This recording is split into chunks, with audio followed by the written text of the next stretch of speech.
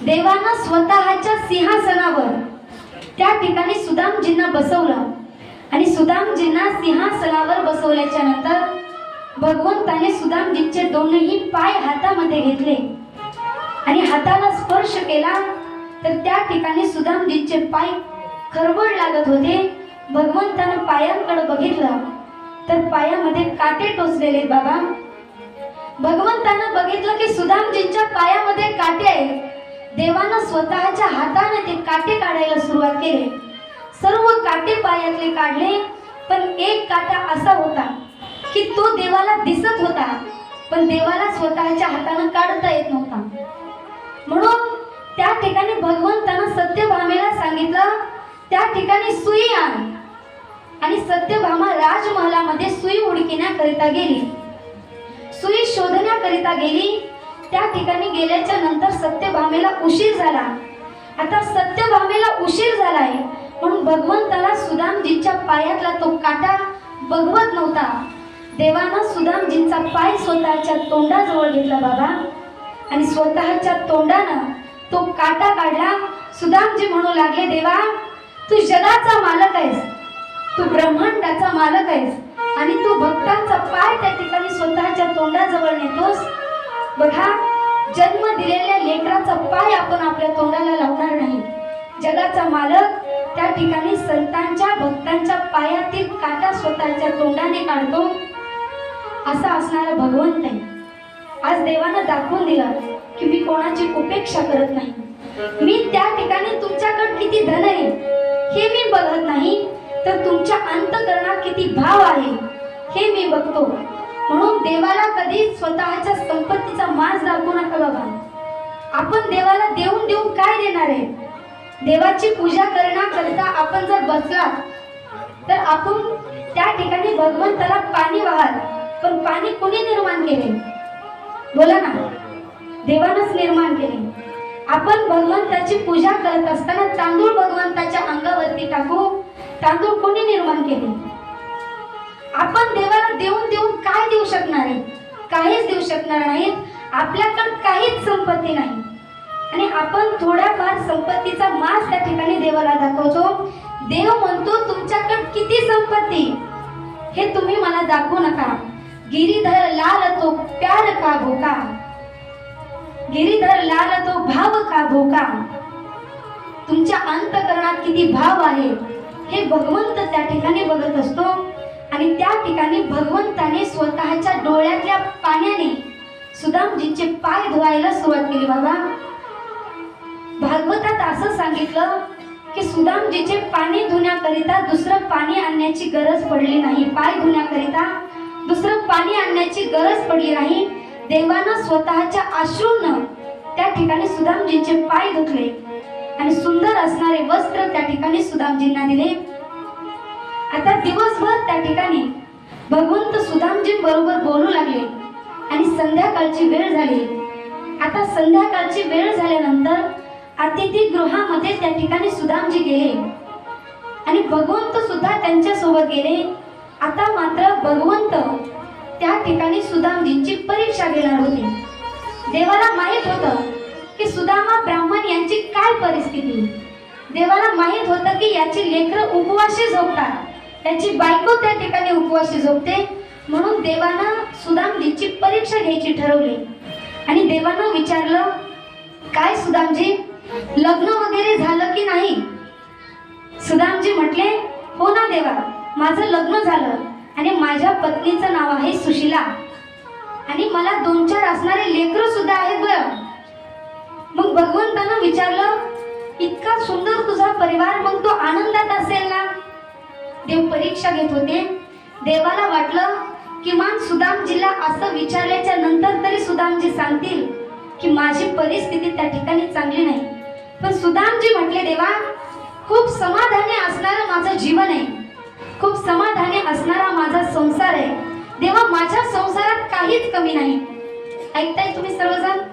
सुदामजींना खाण्याकरिता काहीच नाही तरी सुद्धा सुदामजींनी त्या ठिकाणी भगवंताच्या समोर स्वतःचा संसार मांडला नाही।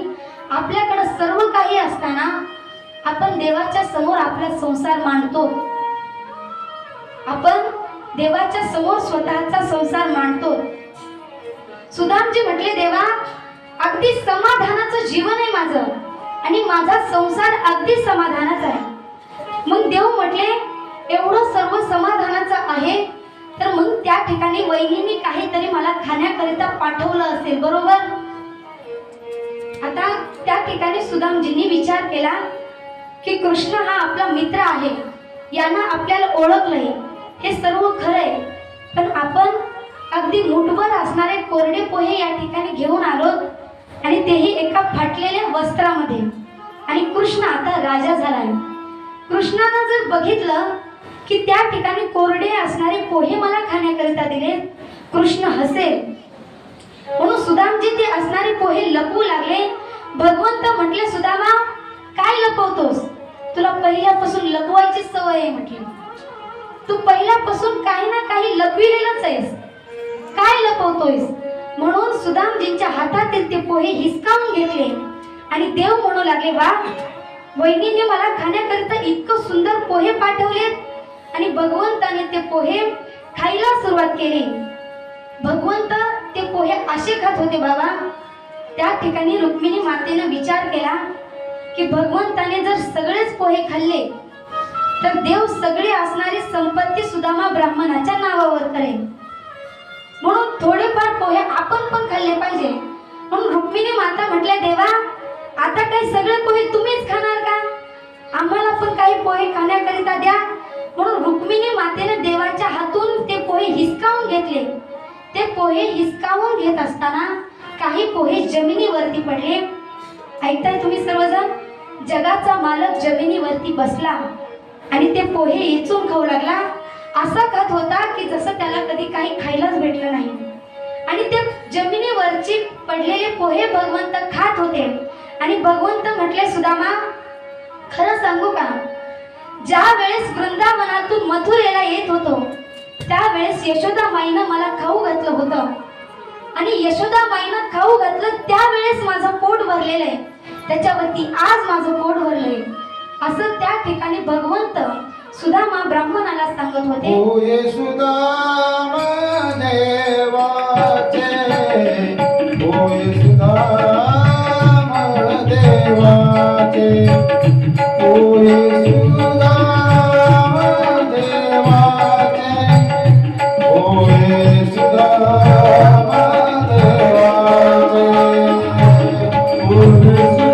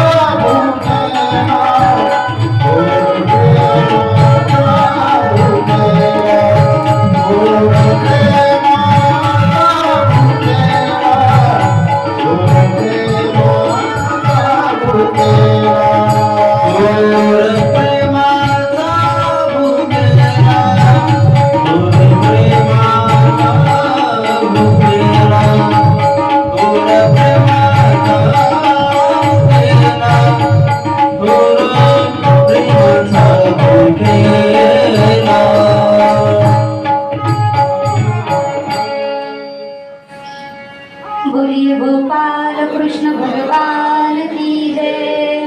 राधे श्याम. तर त्या ठिकाणी भगवंत सांगू लागले, हे बघ सुदामा, वृंदावनातून ज्यावेळेस मी मथुरेला येत होतो त्यावेळेस यशोदा माईनं मला एकदा जेवू घातलं होतं स्वतःच्या हातानं आणि त्याच्यानंतर माझं पोट भरलं नाही. रुक्मिणी माता म्हटल्या, रोज पंचपक्वानाचं जेवण करतात आणि आज म्हणताय माझं पोटच आजपर्यंत भरलं नाही. देव त्या ठिकाणी सुदामा ब्राह्मण यांचे कोरडे पोहे खाऊ घाल पोहे त्या ठिकाणी खात होते. आणि आता ठिकाणी सर्व चर्चा संपली. दुसरा दिवस त्या ठिकाणी उगवला आणि दुसरा दिवस उगवल्याच्या नंतर रुक्मिणी माता त्या ठिकाणी सुदामा ब्राह्मण यांचं औक्षण करण्याकरिता आरतीचं ताट त्या ठिकाणी घेऊन आल्या. आता रुक्मिणी माता म्हणजे लक्ष्मीचं असणारं रूप आहे आणि लक्ष्मी माता म्हणजे रुक्मिणी माता यांनी सुदामा ब्राह्मणांचं औक्षण करायला सुरुवात केली, ओवाळायला सुरुवात केली. आता ओवाळायला सुरुवात केल्यानंतर सुदामा ब्राह्मणांच्या कपाळावर लिहिलं होतं श्री क्षय. श्री म्हणजे संपत्ती आणि यक्ष म्हणजे नाश. तुझ्या संपत्तीचा नाश होईल असं सुदामा ब्राह्मणाच्या कपाळावर लिहिलं होतं. पण रुक्मिणी मातेने स्वतःच्या हातानं सुदामा ब्राह्मणाला गंध लावला. अक्षर उरपाटे झाले. यक्ष श्री. यक्ष म्हणजे कुबेर आणि श्री म्हणजे संपत्ती. तुला कुबेराची संपत्ती प्राप्त होईल. पण रुक्मिणी मातेनं आशीर्वाद देऊन टाकला.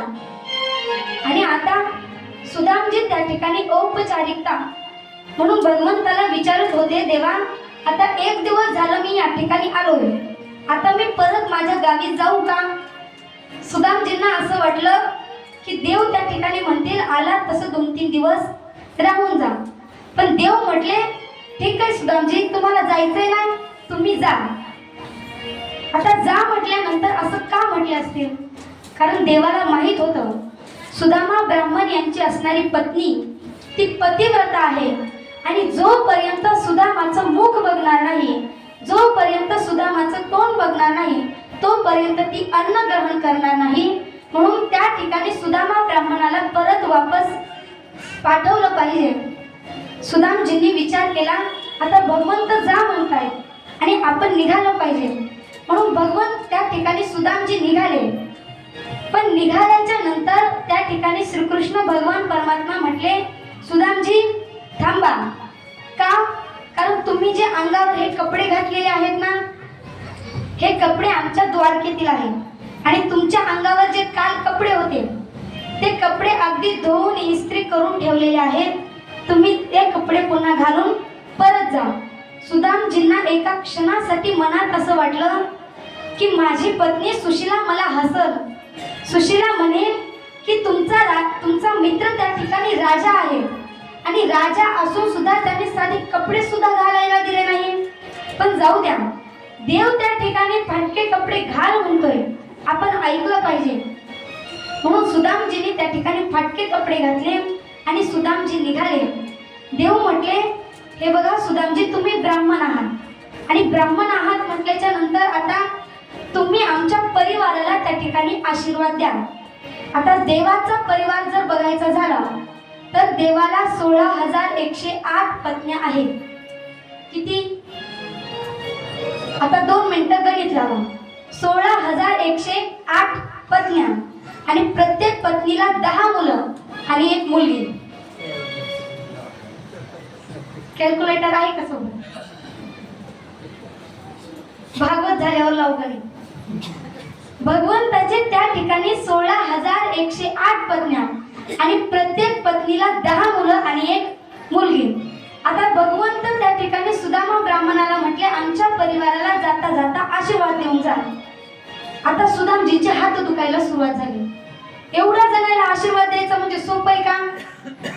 सुदामा ब्राह्मण म्हटले हे बघ देवा, एकदाच तुझ्या बायकांना आशीर्वाद देऊन टाकतो, सौभाग्यवती भव, आणि तुझ्या सर्व पुत्रांना आशीर्वाद देऊन टाकतो, यशस्वी भव.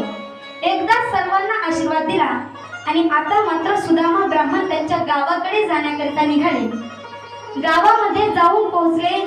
ज्या ठिकाणी त्यांचं घर होतं त्या ठिकाणी उंच असणारा राजमहल त्या ठिकाणी होता. त्या ठिकाणी सुदामजींना असं वाटलं आपल्याकडून रॉंग नंबर लागला, आपला रॉंग नंबर लागला, आपण कोणाच्या तरी दुसऱ्याच्याच घराकडे आलो. म्हणून सुदामा ब्राह्मण परत निघाले. पण निघाल्याच्या नंतर सुदामा ब्राह्मणांचे लेकर त्या ठिकाणी सुदामा ब्राह्मणांच्या अंगावर धावतच आले. बाबा आले, बाबा आले म्हणून धावत आले. आणि आल्याच्या नंतर सुदामा ब्राह्मणांनी त्यांच्याकडे बघितलं. त्यांनी विचार केला जाताना यांना खाण्याकरिता काही नव्हतं, पाणी पिऊन झोपत होते आणि आता यांच्या अंगावर रत्नजडित माळा कुठून आल्या? सुदामचे आश्चर्यचकित झाले. म्हटले हे आपलेच लेकर इतकं बघावं लागलं. तेवढ्यात सुशीला पाठीमागून आली. औक्षणाचं ताट घेऊन आली. आता सुशीलाकडे बघितलं तर त्या ठिकाणी ती सुद्धा पिवळी दिसत होती. कशानं? सोन्यानं.